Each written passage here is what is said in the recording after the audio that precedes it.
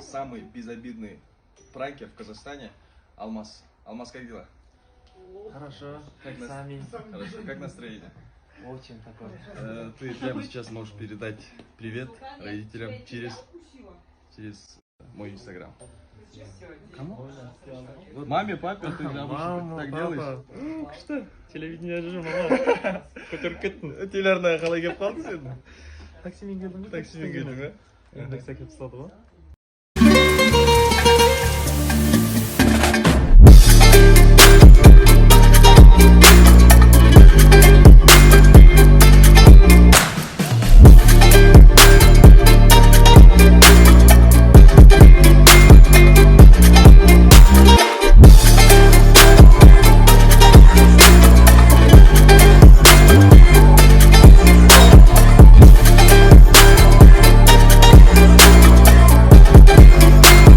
Мектеп кезінде сәл кішкене бұзықтау болдым.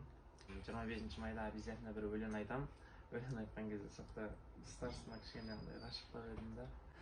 Әйгерім көріп отырсаң.